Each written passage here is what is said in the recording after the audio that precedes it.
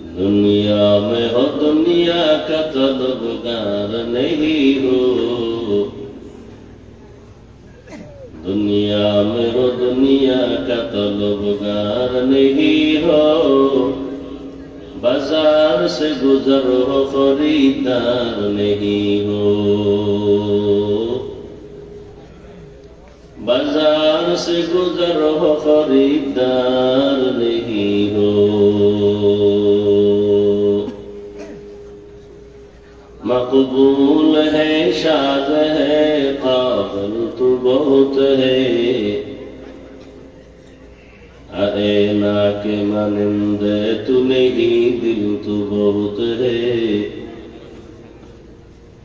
अरे ना के मानिंदे तू नहीं दिल तू बहुत है।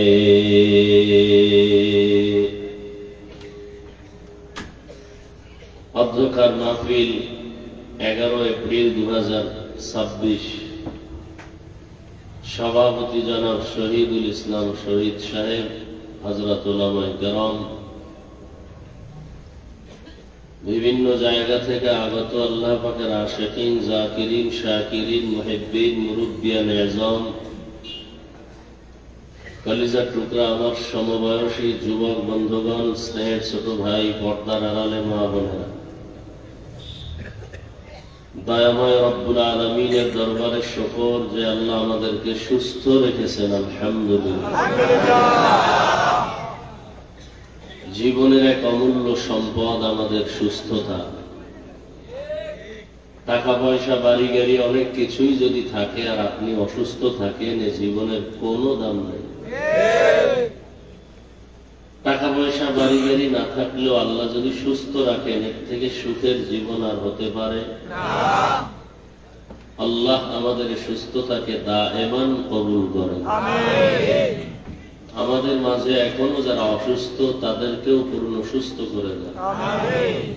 আমাদের মাঝে থেকে যারা বিদায় নিয়ে কবরস্থ হয়ে আছেন, আল্লাহ তাদেরকে জান্নাত দান করেন, আমিন। রমজানুল মুবারকের ঈদ, ঈদুল ফিতর, এর পূর্বে ও পরে যারা দুর্ঘটনায় হঠাৎ করে জীবন দিয়ে দিল, পানির মধ্যে, গাড়ির নিচে, যে মৃত্যুর ঘটনাগুলো দেখে সহ্য করা যায় না, আল্লাহ তাদেরকে শহীদি মর্যাদায় জান্নাত দান করুন, আমাদেরকে আল্লাহ চলার পথে কুদরতের দ্বারা ইজ্জতের সাথে হেফাজতের ব্যবস্থা করুন।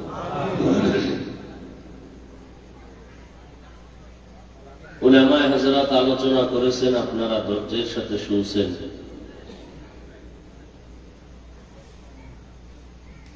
আমার আসতে একটু বিলম্ব হয়েছে, মূলত সংকট গাড়ি নিয়ে আসা,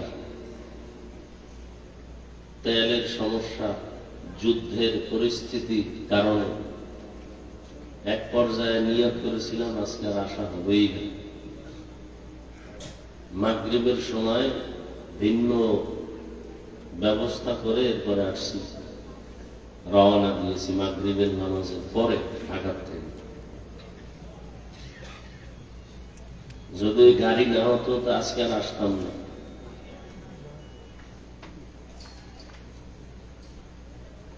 সব জায়গায় সংকট।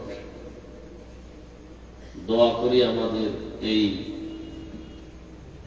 অস্থিতিশীল পরিবেশ বিশ্বময়, এর থেকে গোটা জাতিকে, গোটা দুনিয়াওয়ালাদেরকে স্বাভাবিক জীবনে আল্লাহ ফিরায় দেয়।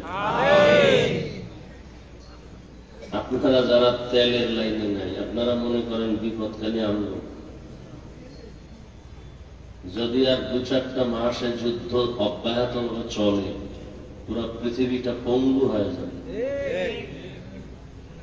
নিত্য দ্রব্যের দাম নাগালের বাইরে চলে যাবে। তরু তরকারি, খানা দানা যা কিছু আছে, এক কথায় দুর্ভিক্ষ নেমে আসবে এই জমিনের মধ্যে। আল্লাহ এর থেকে আমাদেরকে হেফাজত করেন। এ দোষ কোন বেঈমানকে দিয়ে লাভ নাই। মানুষের জীবনের বেশিটা ক্ষতি করেছে মুনাফিকের গোষ্ঠীরা। মুনাফিক কারা? যারা ইসলামের ব্যানার ব্যবহার করে কিন্তু কাজ করে ইহুদির চেয়েও খারাপ। এ কারণে কাফের ভালো, মুনাফিক ভালো।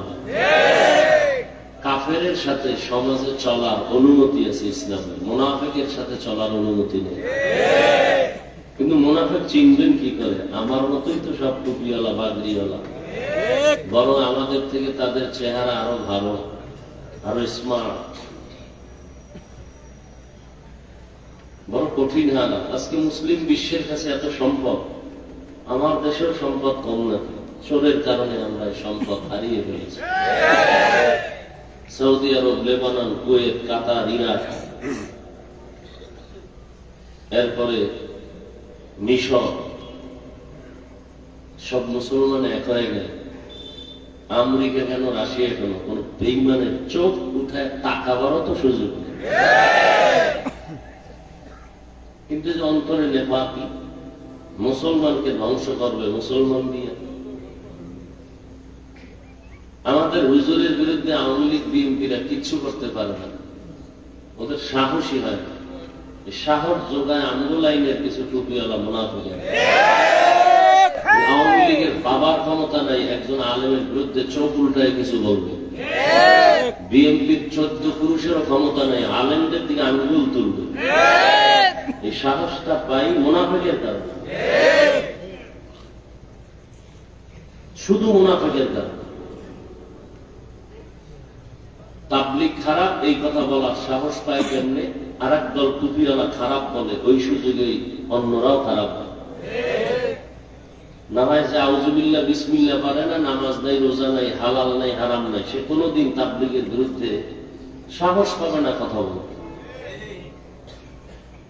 কোন ইমামের বিরুদ্ধে কথা বলতে সাহস পাবে না, কোন আলেমের বিরুদ্ধে কথা বলার সাহস পাবে না। কিন্তু কই, আওয়ামী লীগেও তো আলেম আছে, ওলামা লীগ, বিএনপির মধ্যেও আলেম আছে। কি কর না কেন? ওলামা দল আছে না? সত্য কথা বলতে সমস্যা? কিছু তার ছাড়া মনে করে আমি আওয়ামী লীগের গালি নিতেছি, বিএনপির গালি নিতেছি, সাইজ করতেছি আমরা জাতি লইব, এ বুঝার মতো কোনো মেধা নাই। এইরকম তার ছাড়া এখানে বহুত বসা আছে। ফট করে কবি হুজুরের রাজনীতির অস্কার, জুতা দিয়া কানের পর্দা ফাটায় দাও, দেয়া দেব কোথাকার।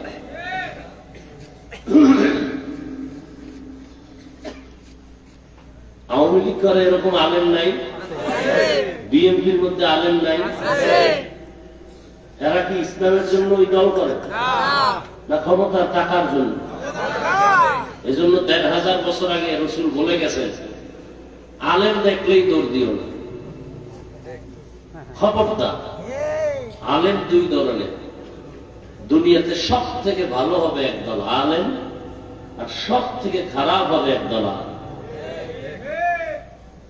আমাদের লাইনে খারাপ বক্তা নাই, নামাজও করে না, বয়ান করে তাকওয়া, গাড়ি তুইতে টুপি খুললে মোবাইলে ফেসবুকে মেয়ারাজ করে, জিয়ারত করে, নাই? হাদিয়া না পাইলে লাইক দেয়, আছে না নাই? এই আমার সাথে বেদবি করছে, আপনারা কোথায় আছেন দেখেন, নাইলে কমিটি সব রাতের ঘুমে মরে যাবে, লাইক দেয়। আর আমি লাইভ কি জিনিস বুঝি না। এই যে মোবাইলে বই আছে সব ফেরেশতা,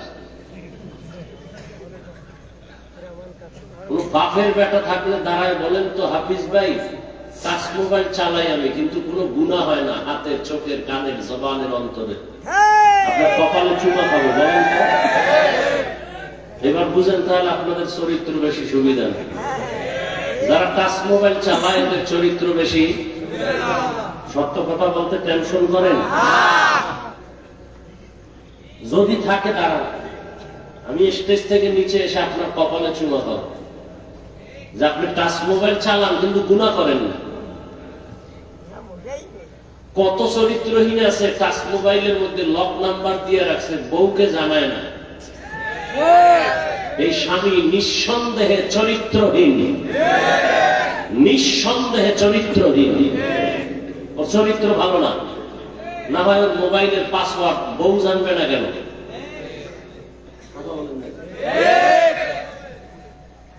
ওটা কুলাঙ্গা, স্বামী নামের কলঙ্ক, চরিত্রহীন।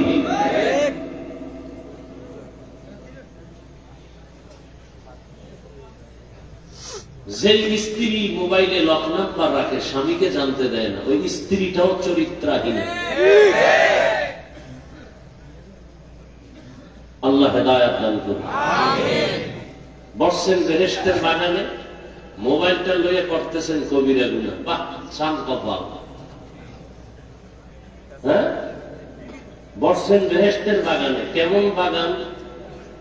রসুল বলেন বসার সাথে সাথে সব গুনাহ মাফ।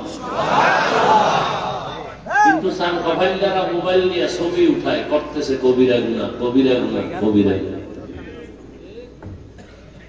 যারা মোবাইল নিয়ে ছবি তুলতেছে, পৃথিবীর কোন মুফতি সাহেবের বাবার ক্ষমতা নাই এই ছবি উঠানো হালাল বলার কোন সাহস আছে? এর স্পষ্টই ছবি তোলা হারাম, হাজার কোটিবার কবিরা গুনাহ হারাম।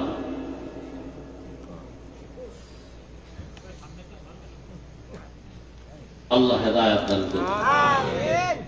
কিছু চালাক আছে, চালাক, অতি চালাক, শুধু চালাক না। কি চালাক?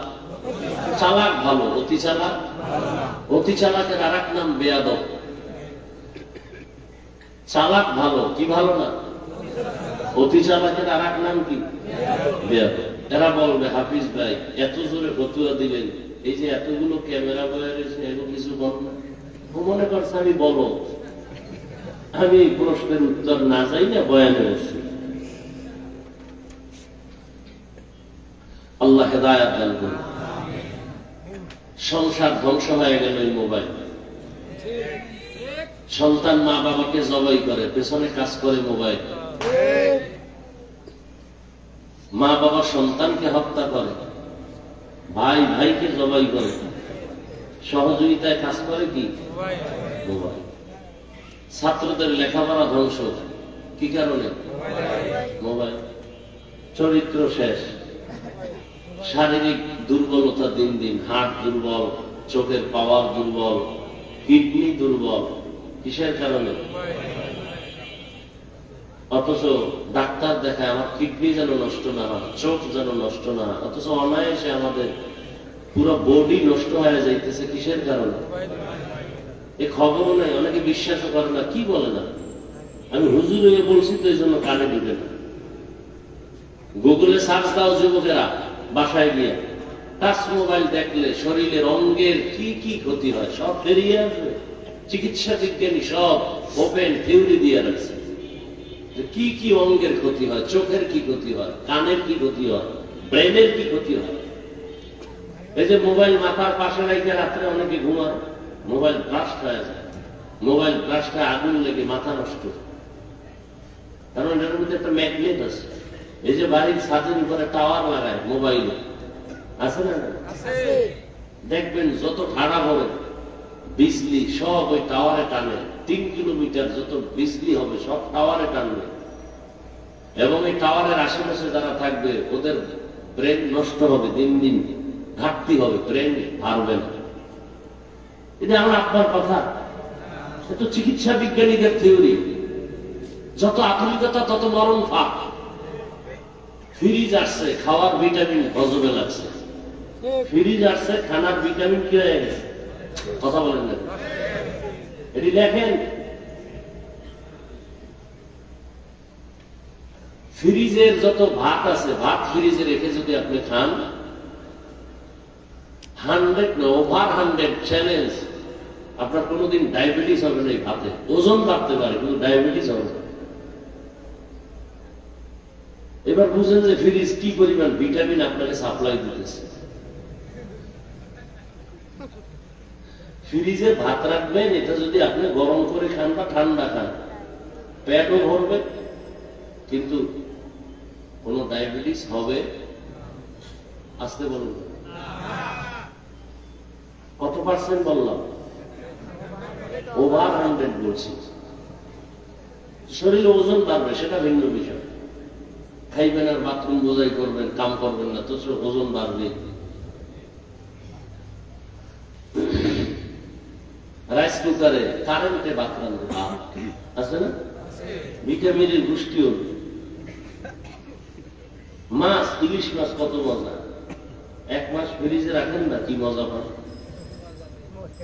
এমনি তো আল্লাহ কুদরতে ইলিশের মজা নাই, আগের সেই ইলিশের ঘেরানো নাই, তেলও কি আছে, সব ইন্ডিয়ান মাল হয়ে গেছে।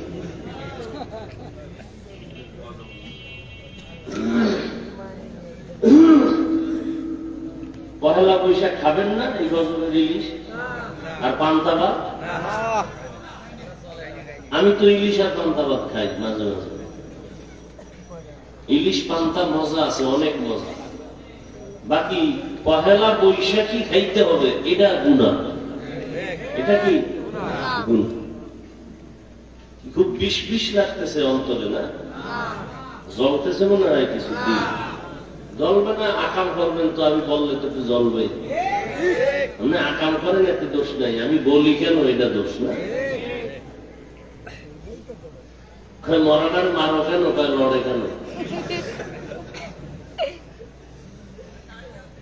অন্তর এত নষ্ট হয়ে গেছে, ভালো কথা শুনতেও চায় না। চোখের চশমার আয়না কালো, এসে প্যান্ডেলে বাতি কালো কেন? কেয়ামত আসলো না? বলে তোর চোখের উপরে কেয়ামত আসছে, মাঠে আসে। সমস্যা বাতির না চোখের? চোখে। তাবলীগ ভালো, পীর মুরিদি ভালো, কওমি মাদ্রাসা ভালো, আলেম ওলামা ভালো, যারা ভালো বলে না এদের অন্তর খারাপ।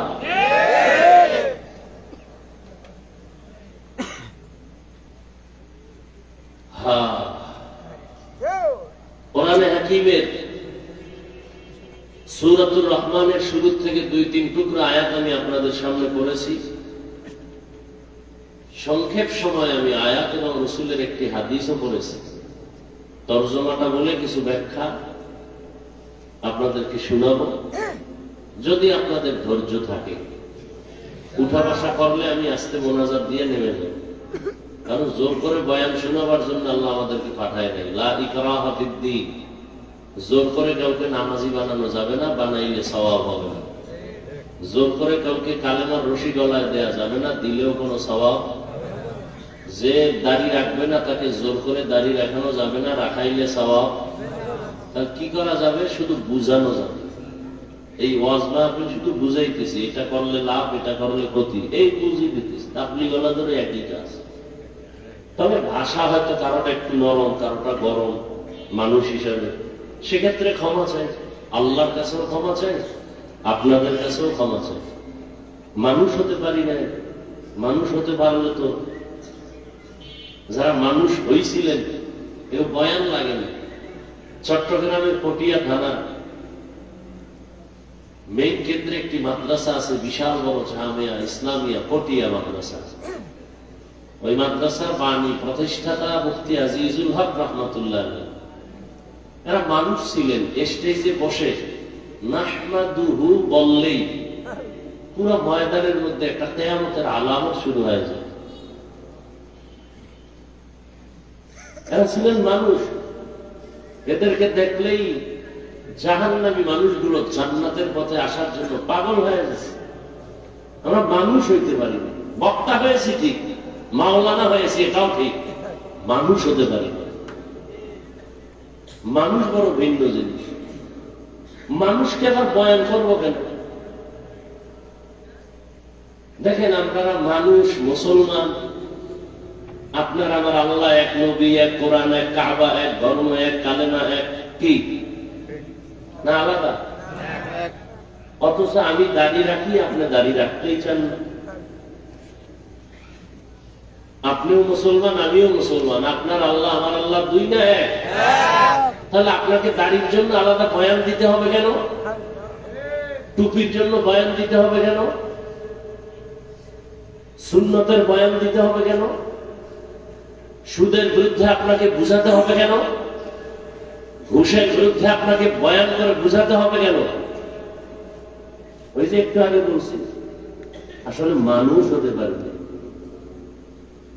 যেই বয়ান আলেম ওলামারা, তাবলীগ ওয়ালারা, পীর সাহেবরা জুমার বয়ানে যেই পরিমাণ আপনাদের বয়ান করে, এর 1000 ভাগের 1 ভাগ বয়ান খালি হিন্দুদের করলে ওরা সব মদিনার আশেক হয়ে যায়। আর আপনি বয়ান শোনার পরে বিড়ি মোনাজাত দিয়ে গেছে, বিড়ি টানতে টানতে যাইতেছে। এরকম আছে না? নিমো খারাপ কি বয়ান শুনলো? মোনাজাত দেওয়ার পরেই বিড়ি। তো মোনাজাতে বোধহয় বিড়ি চাইছে। সুদের টাকায় ব্যবসা, বাহাদুরি ভাব, খায় হারাম, পরে মায়ের আপন গর্ভধারিণী মায়ের সাথে জিনার গুনাহ, বাহাদুরি করে। যারা সুদের সাথে জড়িত 24 ঘন্টা তার সাথে জিনার গুনাহ করে, গর্ভধারিণী আপন মায়ের সাথে জিনার গুনাহ। এই কথা বললে সুদখোরের মনে শান্তি না কষ্ট? কিছু কিছু তার ছেলেরা মনে করবে, হুজুরে আমার চিনলো কেমনে, বৈশাই যে আমারে ধরলো। চিন্তা করছে সুদ খাওয়া হালাল না হারাম? যারা সুদের সাথে জড়িত এদের নামাজ কবুল হবে না, রোজা কবুল হবে না, হজ কবুল হবে না, তেলাওয়াত কবুল হবে না, মাদ্রাসা করলে সওয়াব হবে না, মসজিদে দান করলে সওয়াব হবে না, মোনাজাত দিলে কবুল হবে না। আরো শুনবেন, তওবা না করে মরলে চিরস্থায়ী জাহান্নাম। কয়দিনের জন্য জাহান্নাম? এটি লিখে রাখেন, এটি কেউ বলবে না, বলার সাহস নাই, বলতেও পারবে না, কারণ শিয়ালের হাতে মুরগি আমান। আমি বলে গেলাম, আমি চিন্তা করছি একদিন আসছি, আর জীবনে না আইলাম, আইছি যেহেতু জনমের মতো বলে যাই। কিন্তু মসজিদে আগামী জুমায় যদি এই বয়ান চলে, সূর্য ডুবার পরেই নোটিশ আসবে, ইমাম সাহেব 1 মাসের ছুটি। বলবে কেন? বলবে শিয়ালের হাতে মুরগি দিলে যা হয়, মসজিদ মাদ্রাসার চাবি সুদখোরের হাতে দিলে তাই হয়।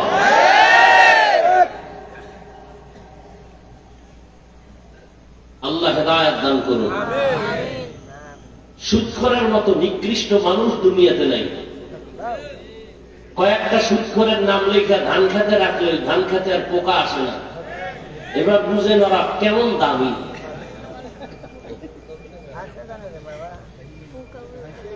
তবে আপনি লিখে দিলে হবে না, ভালো কোনো আমলওয়ালার দ্বারা লেখাই নিতে হবে। আমি তো হাত না পাক, চোখ না পাক, জিহ্বা না পাক, অন্তর না পাক, আপনার কাজ হবে না।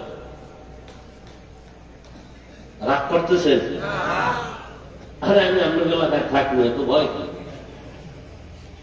ইমাম সাহেব বলবে না ভয় আছে যে আগামী সময় পরের সময় দেখা হইব, একটু লজ্জা।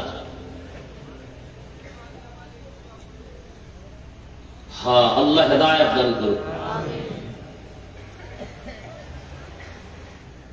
আয়াত হাদিসের তরজমাটা বলে নেই। আর রহমান আল্লামাল কুরআন খালাকাল ইনসান আল্লামাহুল বায়ান। কি আপনাদের এই আয়াতগুলো মোটামুটি জানা আছে না? হ্যাঁ, এই আয়াতের বিষয়বস্তু হলো মানুষ কাকে বলে। একটু আগে বলছি না আমরা মানুষ হতে পারি না। এই ব্যাখ্যাটা শুনলে বুঝবেন আসলেই আমরা কুত্তার চেয়েও খারাপ। হিংসা করা এটা কি মানুষের স্বভাব না কুত্তার স্বভাব? তাহলে আমি দেখতে মাওলানা মানুষ, কিন্তু হিংসা থাকলে আমার চরিত্রটা কুকুর থেকেও খারাপ। দলিল কোরআনের আয়াত 9 পারা সূরা আরাফ।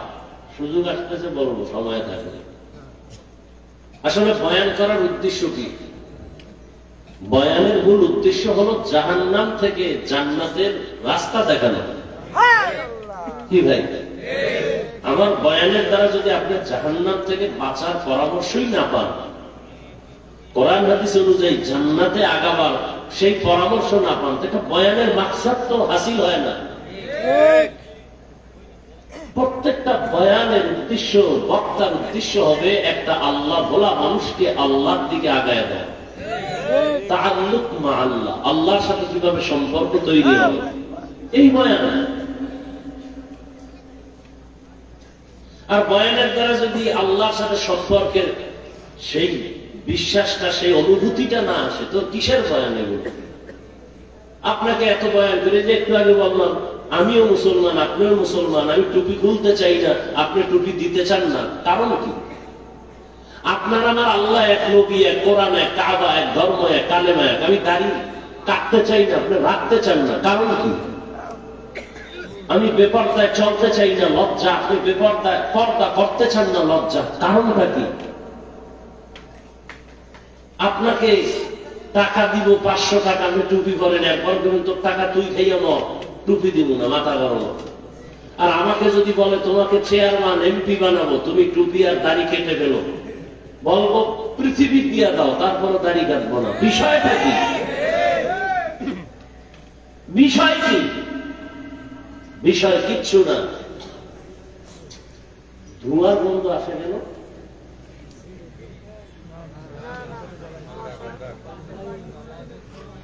হ্যাঁ,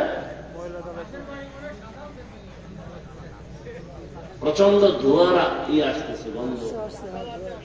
বিড়ির গন্ধ না, ধোঁয়া ধোঁয়া ধোঁয়া, এটা কোথাও কিছু জ্বালাচ্ছে,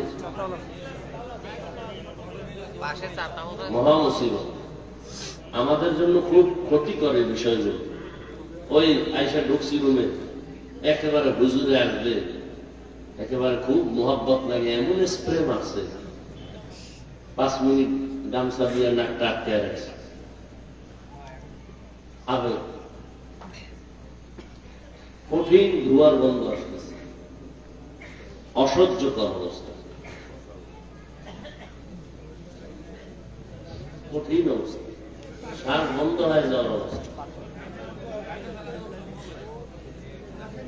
এরা চিন্তা করে যে হুজুরে আসছে যেহেতু একটু টের পায়ে যাও, আমরা এই সিপার ভিতরে আছি।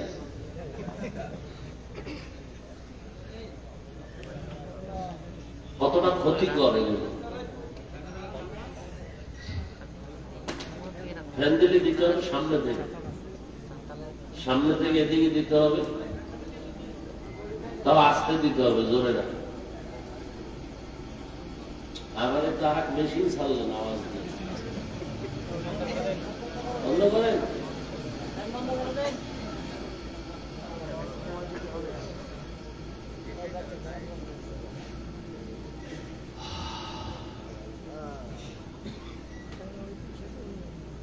আল্লাহ বলেন আর রহমান, রহমান হলেন তিনি, আল্লামাল কুরআন, কুরআন শিক্ষা দিলেন যিনি, খালাকাল ইনসান, রহমান হলেন তিনি, মানুষ সৃষ্টি করলেন যিনি, আল্লামাহুল বায়ান, রহমান হলেন তিনি, বয়ান শিক্ষা দিলেন যিনি। নবীজি বলেন খায়রুকুম মান তাআল্লামাল কুরআনা ওয়া আল্লামাহ, দুনিয়াতে ওই ব্যক্তি বড় দামি, বড় সম্মানিত যে কোরআন শিখে অন্যদের কোরআন শিক্ষা প্রদান করে। তরজমা শেষ। হাদিসের উপর 2-4 মিনিট কথা, এরপর আয়াত নিয়ে কথা বলব। নবীজি বলছেন দুনিয়াতে শ্রেষ্ঠ ওই ব্যক্তি যে কোরআন শিখে, বলেন না কেন, সহযোগিতা করেন, অন্যকেও শিক্ষা দেয়, তাদের মতো দামি আর কেউ নাই।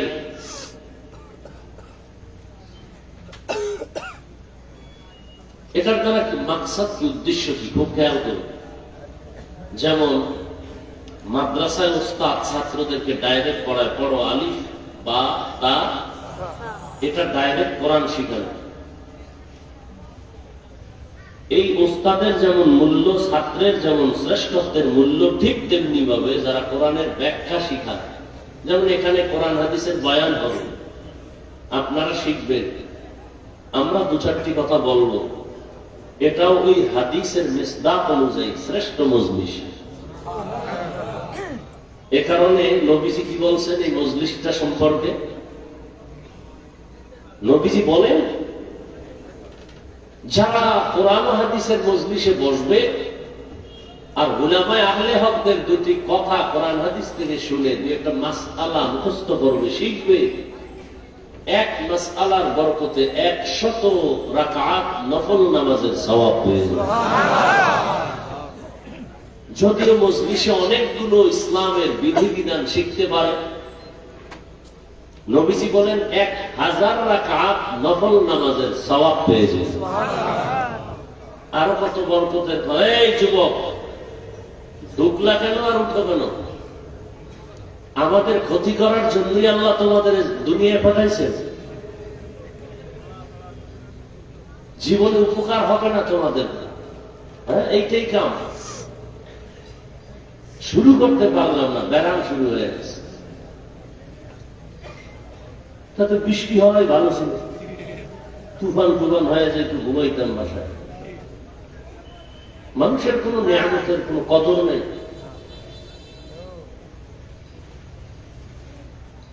বসার যদি দীর্ঘ টাইম বসার অভ্যাস না থাকে, কেন আমাদের চোখের নজরে থাকেন? আপনারা দূরে দেখেন, কমিটি ব্যাগ লাগাইছে না দূরে?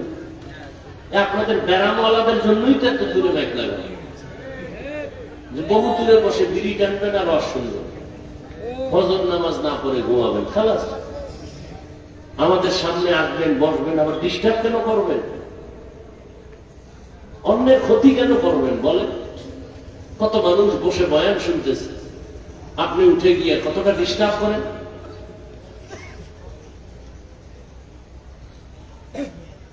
শেষ দোয়া পর্যন্ত আল্লাহ মাহফিলকে কবুল করেন। ঘর থেকে যখন বেরিয়েছে মানুষ, আপনারা ঈদের মজলিসে আসবেন। নবীজি কি বলছেন? প্রত্যেকের সাথে 70,000 রহমতের ফেরেশতাকে আল্লাহ কাফেলা বানায় দিয়েছেন। কতক্ষণ তারা আছে? ঘর পর্যন্ত পৌঁছা পর্যন্ত এরা কি করবেন? এরা শুধুই আপনাদের আমাদের জন্য আল্লাহর কাছে মাগফিরাত চাইবেন, আমাদের গুনাহ মাফ চাইবেন। শুধু কি তাই? এই যে একটা প্যান্ডেল এখানে জমিনে বসা, ঠিক এমন একটা মজলিস আরশে আজিমে আল্লাহ মিলায়া ফেরেশতাকে নিয়ে বসছে। সেখানে কি আলোচনা করতেছে? আমরা এখানে আলোচনা করি আল্লাহর গুণগান, ওখানে আলোচনা হচ্ছে আমাদের গুণগান। আল্লাহ বলতেছেন এই মানুষগুলো বসলো কেন? অনেক বড় হাদিস। কেন আছে এরা? টাকা চায় না, বাড়ি না, গাড়ি না, কেন? আল্লাহ আপনাকে চায়, জান্নাত চায়, জাহান্নাম থেকে মুক্তি চায়। নবীজি বলেন, আল্লাহ জিজ্ঞাসা করেন ফেরেশতারা আমাকে দেখছে না? যদি দেখতো, আল্লাহ তো কলিজা ফেটে আপনার জন্য পাগল হয়ে মরে যেত। আমার জান্নাত দেখছে কয় না? যদি দেখতো, দেখলে তো পাগল হয় সারা জীবন জান্নাতের দিকে দৌড়াতো। জাহান্নাম দেখছে বলে না, যদি দেখতো জীবন দিয়ে হলো জাহান্নাম থেকে ভাগার চেষ্টা করত। আল্লাহ বলেন, তোমরা যেহেতু সাক্ষী দিলে, এবার তোমরা সাক্ষী থাকো। আমি বলতেছি এরা এখানে আসা মাত্র আমি সবার জীবনের সব গুনাহ মাফ করে দেব। কিছু লোক তো অশুনতে আসে না, তামসা দেখতে আসছে। কেমন হুজুর, চেহারা দেখতে আসছে, কোন দলের হুজুর, টুপির সাইজ কি, এরকম আছে না কিছু? এগো কি করবেন? এগো মাফ করে দেবেন। কেন? কয় চিটা যেমন ধানের দামে বিক্রি হয়, ঠিক যারা এখানে আল্লাহর মহব্বতে আসছে এরা ধানের সমতুল্য, যারা আসছে শুধু তামাশা দেখতে এরা চিটার সমতুল্য। তো দুনিয়াতে যদি একটা কি বলে যেটার দাম নাই, একটা চিটা, এটার যদি মূল্য থাকে ধানের সাথে এটার বিক্রি হয়, কেউ বলে না যে চিটা আলাদা করো, ধানগুলো আমাকে দাও, বলে না। তো দুনিয়ার মানুষ যদি এটাকে করতে পারে, আমি তো আরো দয়াময়। আর মানুষ তো আমিই বানাইছি, আমি কেন করবো না? যারা আসছে আমাকে পাওয়ার জন্য আর আমার মজলিসের কাছে আসছে। একটা লোক আতরের দোকানের পাশে দাঁড়ানো, দাঁড়ায় ঘেরান পাইতেছে মজা, আর একজনে কিনা পকেটে নিতেছে। ওই লোকটারও মনে চাই কি চায় না? চায়। টাকা নেই, টাকা না থাকলে কি হবে? ঘেরান পাইনি, পাইনি না, ওটা আবার কোনো আটকায় রাখা যায়? পাইতেছে। ওই ঘেরানটায় মজা আছে না নাই? টাকা না থাকলেও, কিনতে না পারলেও তো ঘেরান পা। ঠিক যারা ময়দানের পাশে আসছে, ওয়াজ শুনতে আসে নাই, এরাও তো কিছুটা আল্লাহর মহব্বতের ঘ্রাণ এখান থেকে পাবে। অতএব এদের বরকতে আল্লাহ ওদেরকেও মাফ করে দেবে। এত বড় মজলিসে আসিয়া বসার পরেও কি মোবাইলটা হাতে নেওয়ার মানে কি? আচ্ছা 24 ঘন্টায় তো এই মোবাইল নিয়ে থাকে। এই স্বামী, বউকে সময় দাও না বাবা, এই মোবাইল। বাবা সন্তানকে সময় দেয় না, মোবাইল। তো 24 ঘন্টায় তো বাথরুমে গিয়েও মোবাইল। আল্লাহ নিয়ে আসছেন বেহেশতের বাগানে, 2 ঘন্টা মোবাইল না চালাইলে কি হবে?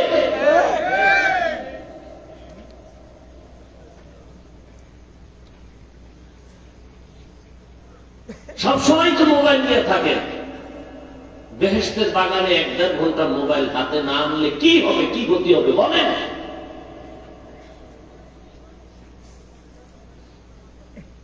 না দেখাচ্ছেন আমি মোবাইলওয়ালা, তবে আমার দেখাইলে ক্ষতি হবে।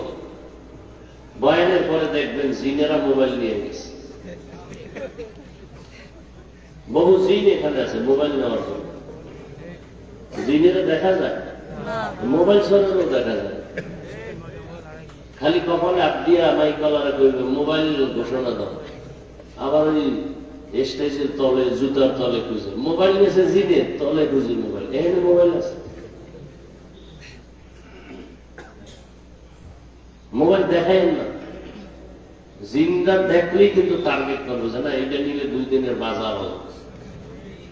দেখেন না, জিনেরা দেখলেই কিন্তু নিয়ে যাবে।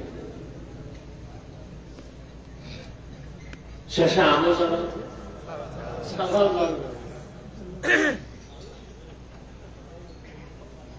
আল্লাহ। তাহলে এটা একটা শ্রেষ্ঠ মজলিস। কিসের কারণে? কোরআনের কারণে। কিসের কারণে? সোহবতে সালে তোরা সালে গুনাহ, সোহবতে তালে তোরা তালে গুনাতে জমানা, সোহবতে বা আউলিয়া বেতেরা জসত সালা তাআত বেরিয়া।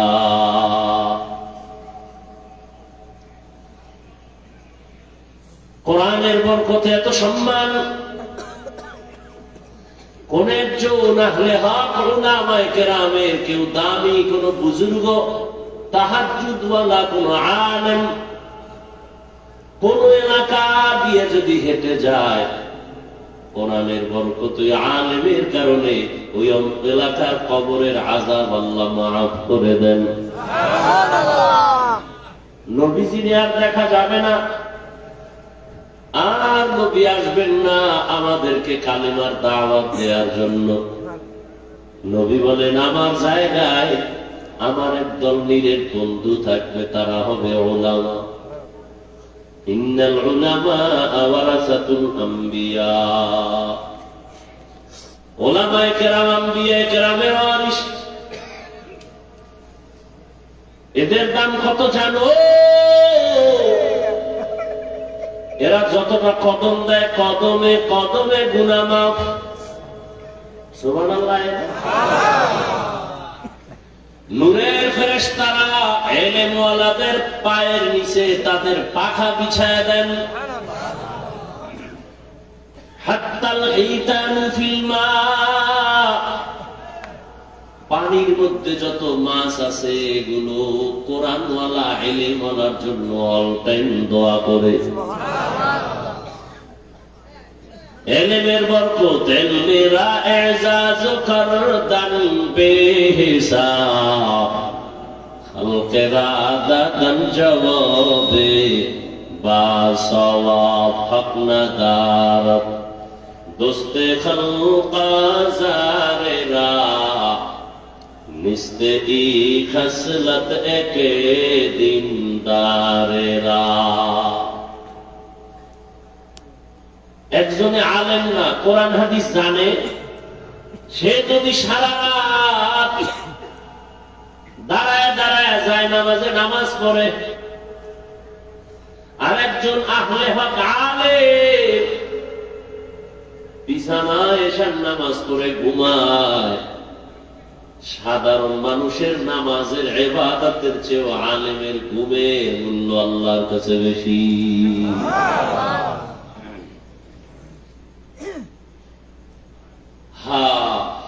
কত মর্যাদা! কিয়ামত পর্যন্ত এই জাতিকে জান্নাতের পথ দেখাবে একমাত্র উলামায়ে আহলে হক। আর কোনদিনে জমিনে আবু বকর, ওমর, ওসমান, আলী আসবেন না। বড় বড় আউলিয়া আব্দুল কাদের জিলানী, খাজা মুঈনুদ্দিন চিশতি আজমিরি, ইমাম গাযালী আর আসবেন না। ইমাম আবু হানিফা আসবেন না। ফাকিহুন ওয়াহিদুন, কি হাদিসটা কি? আসাদুল ফাকিহুন ওয়াহিদুন, একজন ফকিহ কোরআন হাদিস রিসার্চ করে মাসআলা বের করেন। আশাদ্দু আলা শাইতানি মিন আলফি আবেদ, 1000 আবেদ। কয় হাজার? আবেদ বুঝেন তো, খালি ইবাদত করে কিন্তু ইলম নেই। 1000 আবেদের থেকেও একজন ফকিহ আল্লাহর কাছে দাম।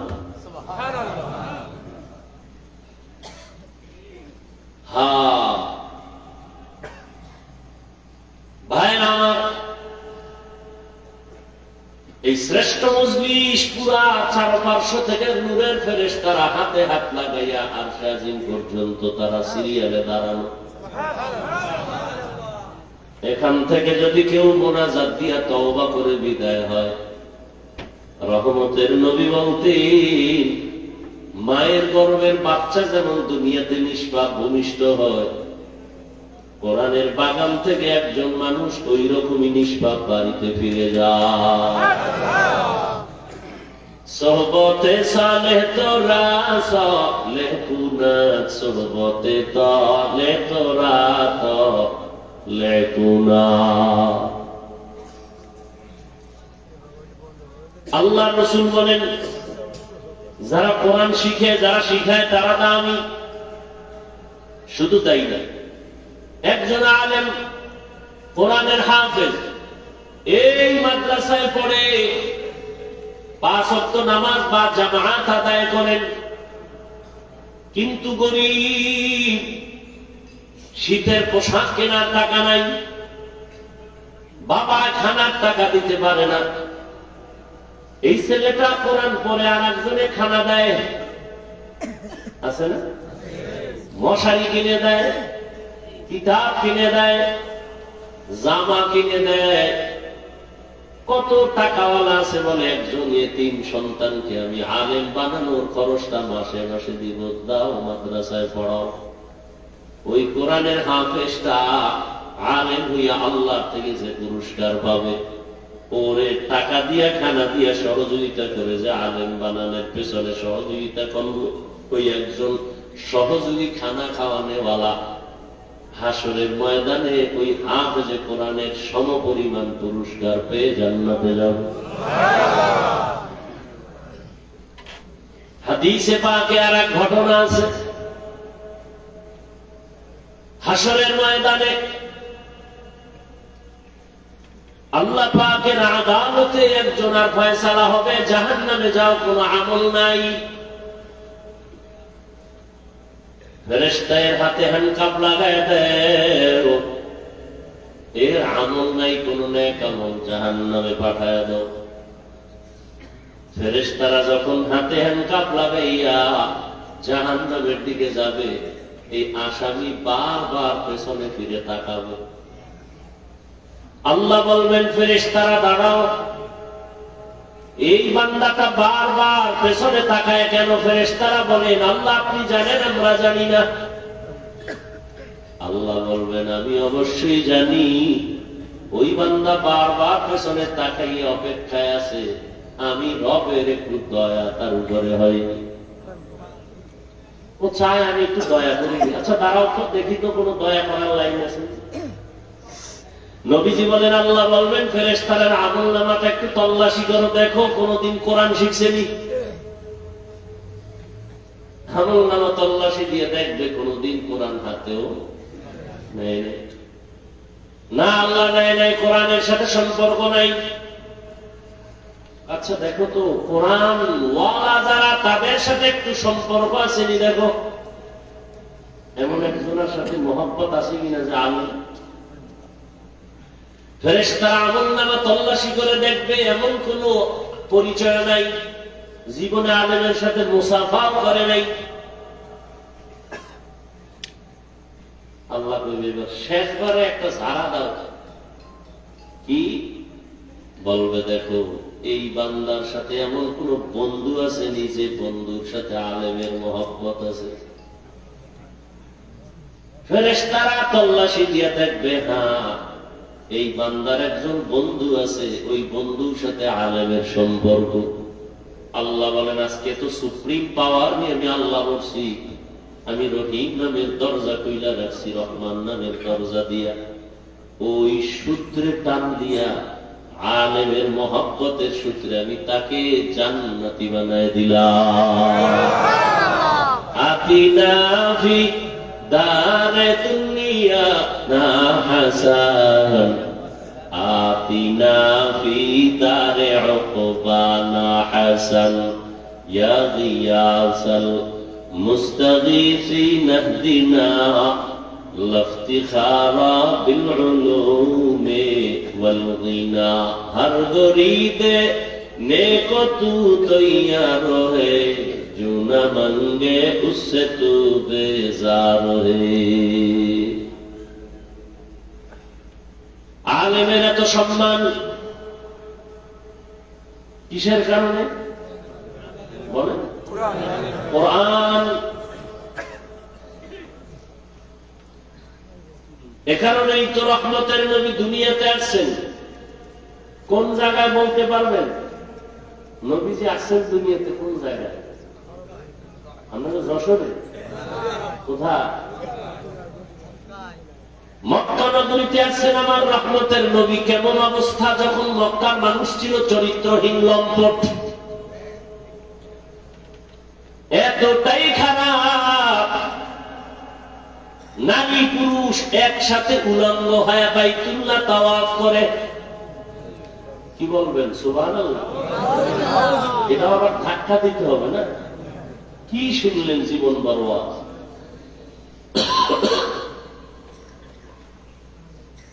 এতটাই খারাপ, ঘরে কোনো কন্যা সন্তান হলেই বাবার মাথা গরম মেরে গলা টিপে মেরে ফেলে। নারী সমাজের বোঝা, নারী দেখতে পছন্দ লাগে না।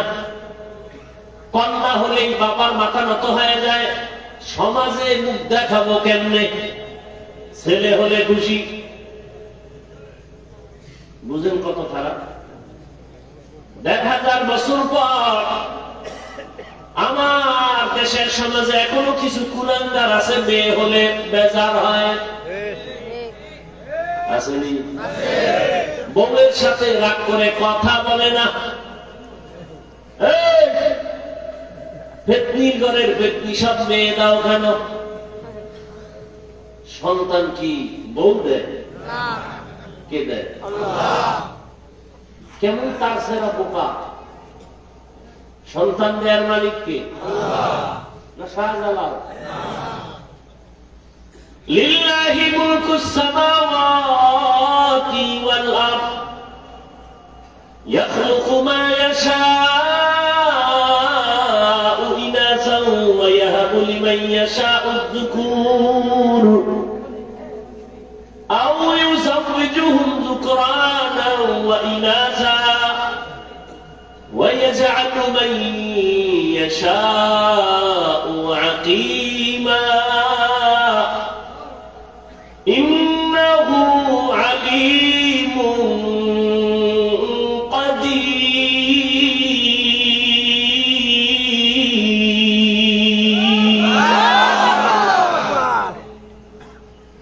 আসমান জমিনের মালিক কে? আল্লাহ। খালি মানুষের পাওয়ারের মালিক জনগণ, এটা আল্লাহর কাছে নাই। হ্যাঁ, যদি কেউ বলে সব ক্ষমতার মালিক জনগণ, কে সব ক্ষমতার মালিক? কে? আহা, وتعز من تشاء وتذل من تشاء بيدك الخير إنك على كل شيء قدير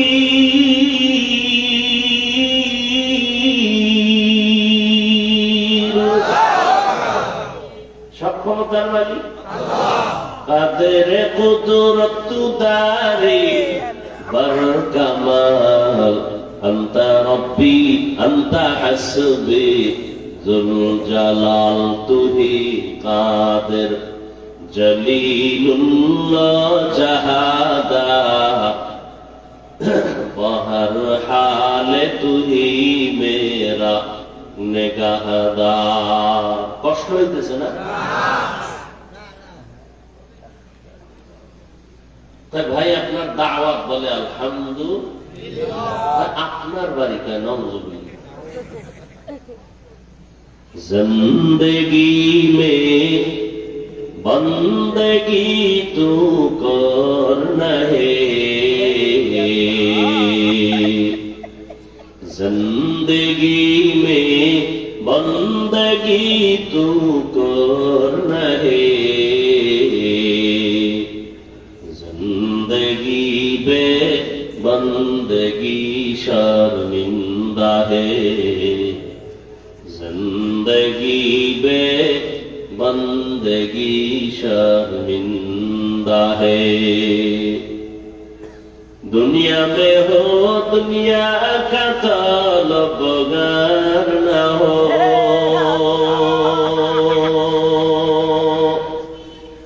बाजार से गुजर हो खरीदार न हो,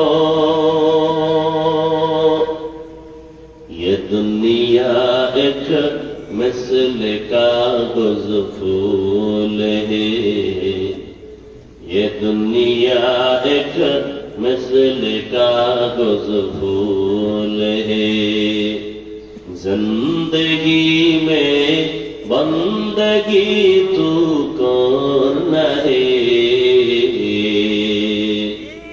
जिंदगी में बंदगी शर्मिंदा है, जिंदगी में बंदगी शर्मिंदा है, जिंदगी में बंदगी कुन बंदगी, बंदगी बे जिंदगी शर्मिंदगी। আল্লাহ তাআলা বলেন,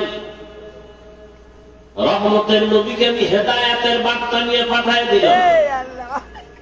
মক্কার মানুষ এতটা খারাপ, কন্যা পছন্দ করে না, গলা টিপে মেরে ফেলে,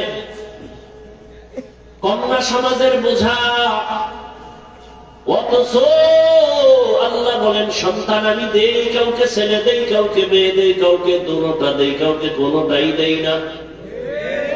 রহমতের নবী বলেন, আমার একটা ছেলেও নাই, আমি 4 কন্যার বাবা। ও দুনিয়ার কন্যাওয়ালার বাবারা, শুকর আদায় করিও। যদি একটা কন্যা পাও, শুকর আদায় করো, তুমি একটা জান্নাতের মালিক হয়ে গেছো। 2 কন্যা যদি পাও, শুকর আদায় করিও, তুমি 2 জান্নাতের মালিক। কন্যা হলে লাভ না ক্ষতি? কন্যা ছেলে হলে লাভ, কামাই করে খাওয়াবে। কয়জনে যে খাওয়ায়, বিয়া করলেই নাই, বউ নাই, ছেলেও নাই। বিষয় কি কয়, ঘরে আনছে ডানা কাটা ভরি। কি কাটা ভরি? ডানা কাটা ভরি আনার পরই ঘরে কয়, তোর বাবার ডানা ভালো না, কেটে ফেল। তোর মায়ের ডানাও খারাপ, চল। কই যাবো? কয় যশোর শহরে ফেলার ভাড়া ল। তোর মা বাবার ডানা ভালো না, কিছুদিন ওখানে ঘুরে ফিরা এবার স্বামীরটা খাইয়া চুষে চুষে কয় এবার তোর ডানাও খারাপ, হিজরত করে গেলাম। আছে না নাই? ডানা কাটা গরিব, এটার ব্যাখ্যা কি আমি বুঝি না। আল্লাহ হেদায়েত দান করুন। সন্তান দেওয়ার মালিক কে? ছেলে কে দেন? মেয়ে কে দেন? দোনোটা কে দেন? কোনোটাও দেন না, ক্ষমতা কার? আর আপনি স্লোগান দেন ছেলে হোক মেয়ে হোক, দুটোর বেশি নয়, একটা হলে আরো ভালো হয়, না হইলে আরো ভালো। আহা, কপাল পুড়েছে আমার, আল্লাহর জাতির কসম। ইসলাম রহমতের নবী, নারীর মর্যাদা যে পরিমাণ বাড়িয়েছে, দুনিয়াতে কোন ধর্মে নারীর মর্যাদা বাড়ায় নাই। সব ধর্মে নারীর উপরে করেছে জুলুম, ইসলাম নারীর দিয়েছে অধিকার, নারীর সম্মান। এটা না বুঝার কারণে আমরা কিছু মারা রাস্তায় নেমে বলে আমরা অধিকার আদায় করতে চাই। কেমনে কয়? পুরুষ মাটি কাটবে, আমরাও কাটবো, অধিকার আদায় করব। আল্লাহ হেদায়েত দান করুন। একটা সন্তান, কন্যা সন্তান বাবার ঔরসে থাকবে, সম্মান, বাবা তার রক্ষণাবেক্ষণ করবে। মেয়েটা বিয়ে দেওয়া পর্যন্ত কোনো চাপ দেওয়া যাবে না, কষ্ট দেওয়া যাবে না। স্বামীর ঘরে যাবে, স্বামী তার লালন পালনের ভরণ পোষণের দায়িত্ব নিবে, স্ত্রী কোথাও কষ্টের কাজ করবে না। আবার যখন বৃদ্ধা হয়ে যাবে, সন্তান মায়ের খেদমত করবে। আল্লাহর ইবাদতের পরে মায়ের খেদমত। ওয়া কাযা রাব্বুকা আল্লা তা'বুদু ইল্লা ইয়্যাহু ওয়া বিল ওয়ালিদাইনি ইহসানা। আল্লাহর ইবাদতের পরে মা বাবার সাথে ইহসান করো হে সন্তান। ধমক দিয়ে মা বাবার সাথে কথা বলবা না, এমন কোন আচরণ করবা না যে মা কষ্ট পেয়ে বলবে আহ বাউ। আল্লাহ হেদায়েত দান করুন। এরে আমার কলিজার যুবক, মা বাবার দোয়া ছাড়া কসম আল্লাহ জীবন সফল কারো হবে না। তুমি জানো না ওই মা কত রাত ঘুমাতে পারে না, তোমাকে আমাকে ঘুম পাড়াইতে গিয়া নিজে ঘুমায় না। কি কষ্ট জীবনে মাকে দিয়েছো। মা বাবা শীতের দিন কষ্ট করেছে, তুমি জানো। কত বাবা ছিল গরিব, মনে চাই ইলিশ মাছ দিয়া খানা খাবে, টাকার অভাবে মাছ কিনতে পারে নাই। মা ফল খাবে, টাকা নাই, কিনতে পারে নাই। আজ টাকাওয়ালা সন্তান, তোমার ঘরে ফ্রিজে কত মাছ কত ফল, কিন্তু কি লাভ হবে? যারা আফসুস করেছে তারা সাদা কাপড়ের প্যাকেট হয়ে আছে, চাইলেও আর খাওয়াইতে পারবা। ওই মা বাবা যার বেঁচে আছে, এই রত্ন হারাইও না রে যুবক। ওই মা বাবা থেকে তো আনাও কপাল খুলে যাবে। জাকির নায়েক একজন ডাক্তার, আর আমার দেশে তাসলিমা নাসরিন একজন ডাক্তার। গোটা দুনিয়ার মানুষ জাকির নায়েকের জন্য পাগল।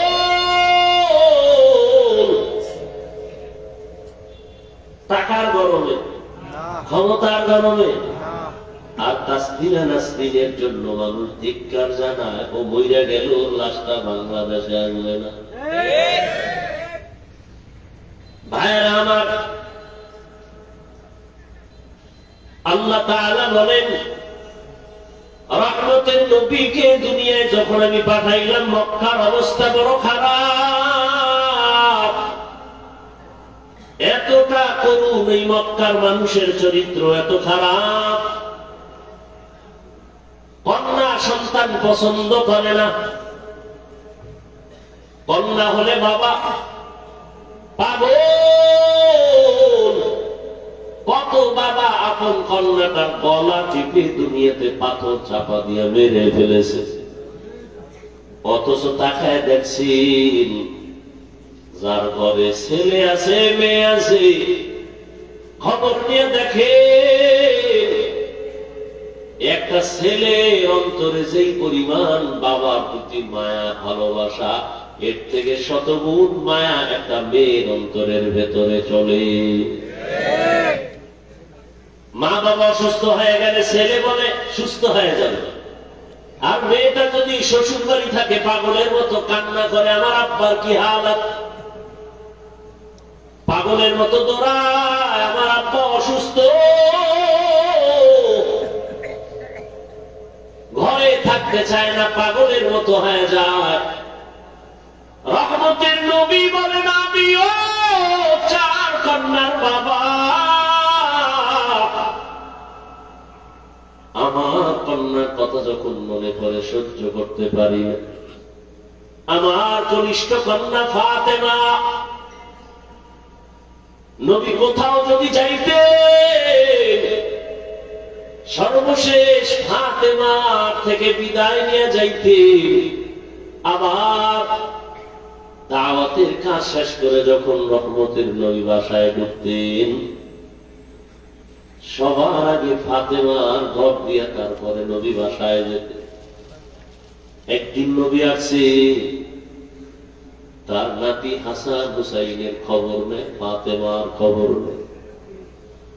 আজ নবী ঘরের দরজায় সালাম দিছে, আসসালামু আলাইকুম ইয়া আহলাল বাইত। ঘরের থেকে কোন আওয়াজ নাই, নীরব নিস্তব্ধ। ও পাপনার আড়ালের মা বোনেরা ভালো করে শুনেন, রহমতের নবী ফাতেমার বাড়ির দরওয়াজায় দাঁড়িয়ে সালাম দিতেছেন, কোন জবাব নাই। আওয়াজ দিলেন, আসসালামু আলাইকুম ইয়া আহলাল বাইত। ও ঘরওয়ালা, দরজা খোল। এখনো কোনো আওয়াজ নাই। মায়া নবী আবার পেরেশান হয়ে গেলেন, নাকি আমার নাতিও মারা গেল না, আমার ফাতেমাও মারা গেল। আবার আওয়াজ দিলেন, আসসালামু আলাইকুম ইয়া আহলাল বাইত। ঘর থেকে আওয়াজ আসতেছে ফাতেমার কচি কণ্ঠ। রহমতের নবী, ঘরের মধ্যে চুপচাপ বসে আছি, দয়া করে আজ দেখা দিন না, আপনার সামনে দাঁড়াবার মতো কোনো কাপড় আমার নেই। রহমতের নবী কান্না করে, রহমতের নবী একটা চাদর দিয়ে তার মা, চাদর পরে আসো।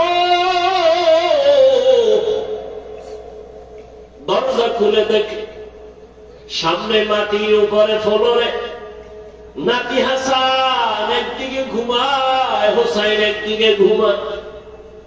নানার কণ্ঠের আওয়াজ পাইয়া হাসান হুসাইন লাভ দিনটা নানার গলা জড়ায় কাঁদে আর কয়, ও নানা, আম্মুর বিচার করো, আমাদের আজ খানা দেয় নাই, আমরা না খেয়ে কান্না করে করে মাটির মধ্যে পড়ে গেলাম। ফাতেমাও কাঁদে, হাসান কান্দে, নবীও কান্না করে।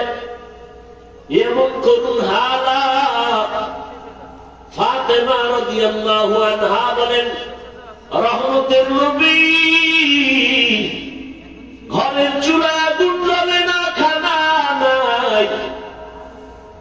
আমার সন্তান আপনার নাতি হাসান হোসাইন কাঁদতেছে, কি দিব? পাতিলার মধ্যে পাত্রে পানি গরম করে সান্ত্বনা দিয়েছি, একটু অপেক্ষা কর, খানা রেডি হবে তারপরে খাবে। ওরা কান্না করতে করতে মাটির মধ্যে ঘুমিয়ে পড়েছে। রহমতের নবী কান্না করে, নবী খেজুর বের করে দিলে, নেও খেজুর আমি খাই, তোমরাও খাও। রহমতের নবীর বরকতি হাত মুবারকের খেজুর খেয়ে 3 দিন 4 দিনের ক্ষুধা জাগায় নিবারণ হয়ে গেল।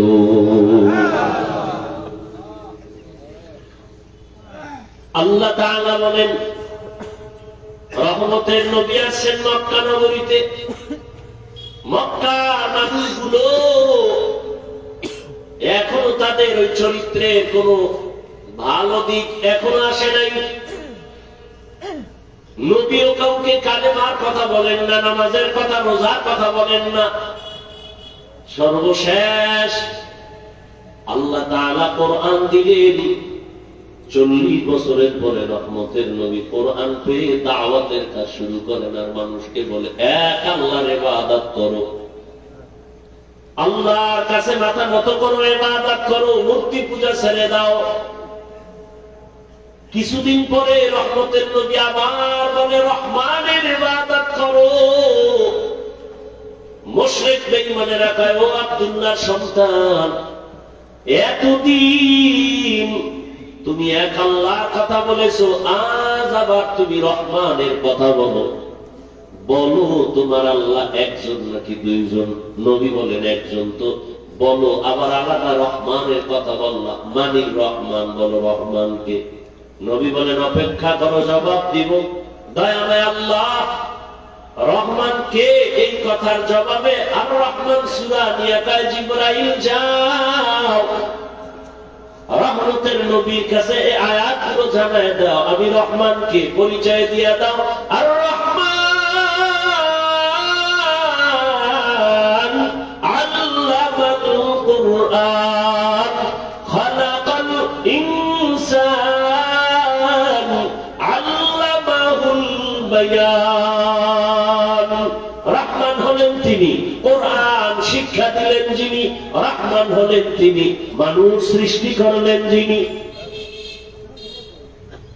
এখানে বুঝার ব্যাপার। আল্লাহ বলেন আমি রহমান, কেমন? আগে কোরআন শিখাইয়া তারপরে মানুষ বানাইলাম। অথচ বাস্তবে দেখি তার উল্টা। আল্লাহ আগে আমাদের সৃষ্টি করেছেন, তারপরে আমরা বড় হয়ে কোরআন শিখেছি। এটাই তো বাস্তব। আমরা কি আগে কোরআন শিখছি? কিন্তু আল্লাহ কি বলেন? আর রহমান আল্লামাল কুরআন খালাকাল ইনসান আল্লামাহুল বায়ান। আমি এমন রহমান, আগে কোরআন শিখাইয়া পরে তোমাদের মানুষ বানাইছি। আল্লাহর কথাই ঠিক, আমাদের বুঝের অভাব। মুফাসসিরিনে কেরাম বলেন, আল্লাহ কেন বললেন আগে কোরআন শিখাইলাম পরে মানুষ সৃষ্টি করলাম? তার কারণ হলো আল্লাহর আদালতে সব মানুষ জান্নাত পাবে না। বলে তাহলে কোন মানুষ পাবে? বলে দুনিয়াতে মানুষ আবার কয়েক ভাগে ভাগ করে। একদল বংশগত মানুষ, আর একদল জন্মগত মানুষ, আর একদল হলো গুণের মানুষ, গুণগত মানুষ। আল্লাহর কাছে বংশ পরিচয়ের মানুষটা জান্নাত পাবে না, জন্মের পরিচয়ের মানুষটা জান্নাত পাবে না, একমাত্র গুণের মানুষ জান্নাত পাবে। এবার বুঝার চেষ্টা করি গুণের মানুষ কাকে বলা হয়। আদম নবী আমাদের বংশদাতা বাবা, তার বংশে আমরা আছি, আমরা বংশগত মানুষ। এই পরিচয়ে জান্নাত পাওয়া যাবে না, কারণ আদমের বংশে জন্ম নিলেই যদি জান্নাত পায় তো হিন্দুরাও পাবে, বৌদ্ধরাও পাবে, ইহুদিরাও পাবে। এই পরিচয় হবে না। আমার বাবার ঔরসে আমার জন্ম, আমি জন্মসূত্রে সন্তান, এই পরিচয়ে জান্নাত পাওয়া যাবে না। একমাত্র গুণগত মানুষগুলো জান্নাত পাবে। গুণের মানুষ বুঝার জন্য একটা মূলনীতি মনে রাখবেন। দুনিয়াতে যত বস্তু বানায়, বানানোওয়ালারা এমনি বানায় না, কোনো কাজের জন্য। যেমন আমি মাউথ নিয়ে কথা বলি, মেশিনে তাই না হরেন থেকে কথাটা অনেক দূরে ভাষায় দিতেছে। এক কথায় মাইকওয়ালা মাইক যখন বানাইছে, কি কাজের জন্য? বলে আওয়াজটা দূরে নেওয়ার জন্য। কথা ঠিক না?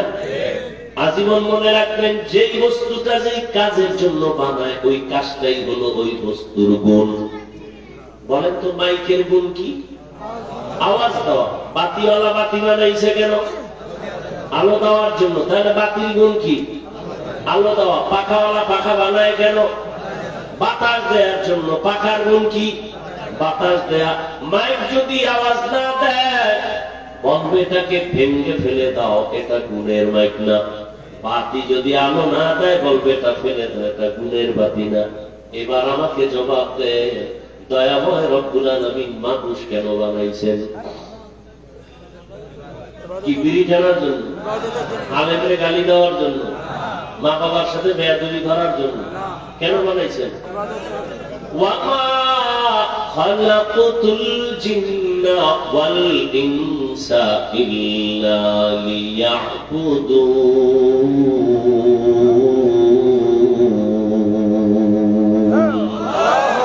মা খালাকুতুল জিন্না ওয়াল ইনসি বাখা জুজ ইবাদত ইসতে মাকসুদ আজ্জাহা। দয়াময় আল্লাহ মানুষ বানাইছেন ইবাদতের জন্য। কোন কাজের জন্য? ইবাদত। অতএব মানুষের গুণের নাম হলো ইবাদত। আল্লাহ ইবাদতের জন্য মানুষ বানিয়েছে। ভালো করে খেয়াল করেন, তাহলে মানুষের গুণের নাম। এখন এই ইবাদতটা কি মন গড়া না কোনো নিয়ম আছে? আছে, আছে। ভাই নিয়ম জানতে হলে কোথায় যাও? বলে কোরআন ধরো। সব নিয়ম কোথায় আছে? কোরআন বুঝি না, কেমনে কয় হাদিস ধরো। কোরআনের ব্যাখ্যা হাদিস। বলে কোরআন হাদিস কিছুটাই পারি না। বলে কোরআন হাদিস বুঝার জন্য উলামায়ে কেরামের কাছে যাও। উলামায়ে কেরামের থেকে কোরআন হাদিসের ব্যাখ্যা যাই না, নিয়ম অনুযায়ী ইবাদত করলে তুমি গুণের মানুষ। গুণের মানুষ হলেই তুমি বিনা হিসাবে জান্নাতি। এই দিকে ইঙ্গিত করে আল্লাহ বলেন, আর রহমান আল্লামাল কুরআন খালাকাল ইনসান। আমি রহমান কোরআন শিখাইয়া মানুষ বানাইছি। অর্থাৎ যারা কোরআনের নিয়ম জাইনা ইবাদত করবে তারা গুণের মানুষ, এরা জান্নাতি। তাহলে গুণের মানুষ হতে হলে লাগবে কোরআন, কোরআন বুঝতে হলে লাগবে হাদিস, হাদিস কোরআন বুঝতে হলে লাগবে ওলামা। তাহলে সব কথার মূল কি? কোরআন হাদিস না বুঝা ইবাদত হয় না। ইবাদত না করলে গুণের মানুষ, গুণের মানুষ না হলে জান্নাত কপালে আসবে। এদিকে ইঙ্গিত করে আল্লাহ কয়, কোরআনের মাধ্যমে ইবাদত করিয়া যারা গুণের মানুষ হবে তারা জান্নাতি। আল্লাহ বলেন, এদিকে ইঙ্গিত করে বললাম আমি আগে মানুষ বানাই না, আগে কোরআন শিখায় তারপরে মানুষ বানাইছি। ও আল্লাহর বান্দারা, এই গুণের মানুষ তৈরি হওয়ার ফ্যাক্টরির নাম হলো মাদ্রাসা। সারা দুনিয়ার বেঈমান আর মুনাফিকরা পাগল হয়ে গেছে, মাদ্রাসা তালা লাগাও, মাদ্রাসা বন্ধ করো। কিবার শিখবে কি? শিখবে স্কুলে কি? শরআতে আযালা, শরআতে আফা, কথা হয়। আর মাদ্রাসায় কি করে? শরআতে ওযু, শরআতে আল্লাহ। ঠিক নেই? হ্যাঁ, স্কুলে বড় বাধা নাই, কলেজে বড় বাধা নাই, ডাক্তার হও, ইঞ্জিনিয়ার হও, প্রফেসর হও। তবে আদর্শ গুণের মানুষ হতে হলে উলামায়ে কেরামের ছোঁয়া লাগাও। উলামায়ে কেরামের ছোঁয়া পাইয়া স্কুল কলেজের ছাত্ররা নামাজি। বলেন, ডাক্তার, প্রফেসর, ইঞ্জিনিয়ার, আলেম ওলামাদের ছোঁয়া পেয়ে ৫ ওয়াক্ত নামাজি আসেনি। অতএব স্কুলে পড়া খারাপ। কত যুবক রাস্তায় গাড়ি চালায়, নামাজ পড়ে নাই? নদীর মধ্যে মাছ ধরে নামাজ পড়ে, কৃষি কাজ করে নামাজ পড়ে, র্যাব, আর্মি, পুলিশ, বিডিআরে চাকরি করে নামাজ পড়ে।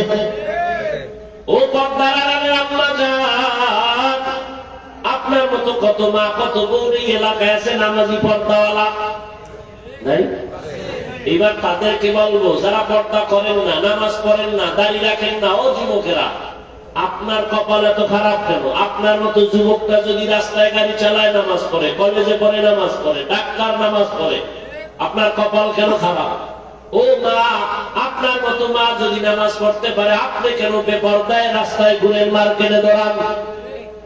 এখনো সময় আছে, গুণের মানুষ হইয়া কবরে যান, সন্তানটাকে কোরআন পড়ায় আদর্শ ডাক্তার বানায় দেন।